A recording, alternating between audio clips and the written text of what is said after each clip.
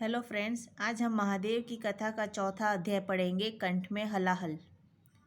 बहुत समय पहले एक दिन दुर्वासा ऋषि विष्णु भगवान से मिलकर वापस लौट रहे थे। वापस आते समय उनकी मुलाकात स्वर्ग के राजा देवराज इंद्र से हुई। इंद्र भगवान अपने सफ़ेद दिव्य हाथी ऐरावत पर सवार थे। दुर्वासा ऋषि ने अत्यंत गर्म जोशी से इंद्र का अभिवादन किया। अपनी श्रद्धा के प्रतीक के रूप में एक फूलों की माला इंद्र को भेंट करते हुए दुर्वासा ऋषि ने कहा, हे इंद्र, तीनों लोकों के अमूल्य दुर्लभ फलों से बना यह हार आपको समर्पित है। मद में चूर इंद्र भगवान ने वह हार ऐरावत के सूंड पर डाल दिया। हार की विशेषता से अनजान ऐरावत ने अगले ही पल उस हार को अपने पैरों तले रौंद डाला। दुर्वासा ऋषि अत्यंत क्रोधित हो उठे। हिंदू पौराणिक कथाओं में सदा से दुर्वासा ऋषि अपने क्रोध स्वभाव के लिए जाने जाते हैं। देवता हो या असुर, कोई भी उनके क्रोध से बच नहीं पाया था। क्रोध में उन्होंने इंद्र से कहा, इंद्रदेव, ऐसा अनादर अक्षम्य है। इस कृत्य की तुम्हें सजा अवश्य मिलेगी। शीघ्र ही तुम अपना राजपाट असुरों से हार जाओगे। वे सब कुछ नष्ट कर तुम्हें निकाल देंगे। सभी देवता त्राहि त्राहि कर उठेंगे। चारों ओर अराजकता का राज्य होगा। यही मेरा श्राप है। दुर्वासा ऋषि अपने समय के अत्यंत आदरणीय एवं ज्ञानवान ऋषि थे। तुरंत श्राप ने अपना रंग दिखाना आरंभ किया। असुरों की विनाश लीला प्रारंभ हो गई। इस दयनीय अवस्था को देखकर इंद्रदेव ने दुर्वासा ऋषि से क्षमा मांगी और श्राप वापस लेने की प्रार्थना करने लगे, किंतु ऋषि ने नकार दिया। चारों ओर फैलती अराजकता तथा अपनी दिव्य शक्तियों को नष्ट होता देखकर देवता घबरा उठे।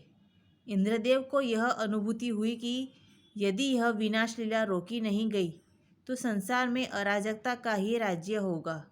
शक्तिहीन देवता एक साथ विष्णु भगवान से सहायता मांगने गए और उनसे प्रार्थना करने लगे, हे महाविष्णु, कृपया हमारी सहायता करें।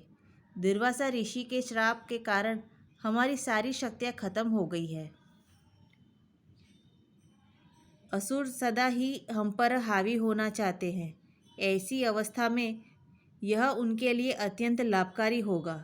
यदि हमने असुरों पर विजय प्राप्त नहीं की तो वे हमारा राज्य ले लेंगे। देवताओं की दयनीय दशा पर विष्णु भगवान को दया आ गई। पालनहार होने के कारण वे देवताओं की सहायता के लिए तुरंत तैयार हो गए।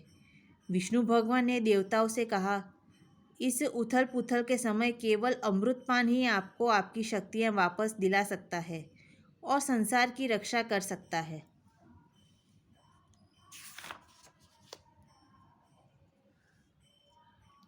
एक देवता ने पूछा, हे विष्णु भगवान, यह अमृत हमें कहाँ से प्राप्त होगा?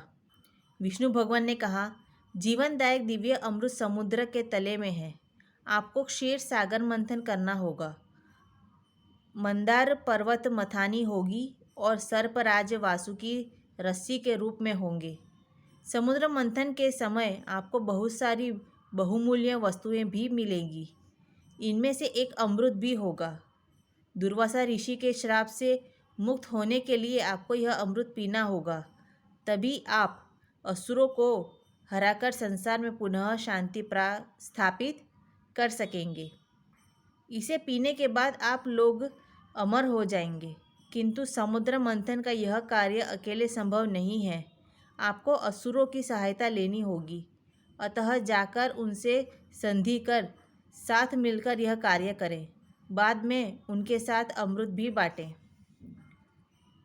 देवता असुरों के पास गए, उनसे समुद्र मंथन में सहायता मांगी। अमृत से होने वाले लाभ को जानकर असुर लोभ में आकर समुद्र मंथन के लिए तैयार हो गए।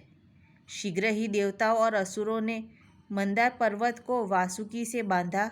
असुरों ने वासुकी को मुख की ओर से पकड़ा और देवताओं ने पूंछ की ओर से।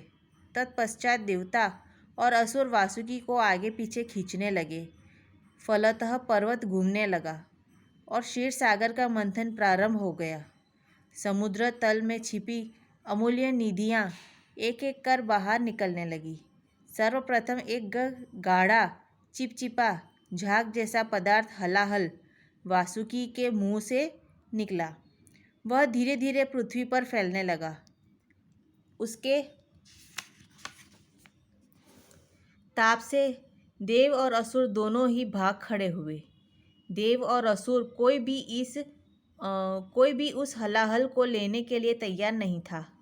वह हलाहल इतना जहरीला था कि पूरा क्षीर सागर ही जहरीला बन जाता और पूरी सृष्टि नष्ट हो जाती। देवता अत्यंत चिंतित हो उठे। सभी देवता मिलकर शिव भगवान के पास सहायतार्थ गए। शिव भगवान ने उन्हें सांत्वना दी और हलाहल लेकर निगलने लगे। शिव भगवान को हलाहल पीते देख पार्वती देवी दौड़ी आई और उन्होंने शिव जी का गला पकड़ लिया, जिससे हलाहल गले के नीचे न उतरे। गले में ही हलाहल को रोक देने के कारण महादेव का कंठ नीला पड़ गया। इसलिए भगवान शिव तभी से नीलकंठ कहलाने लगे, जिसका शब्दार्थ होता है नीले कंठ वाला।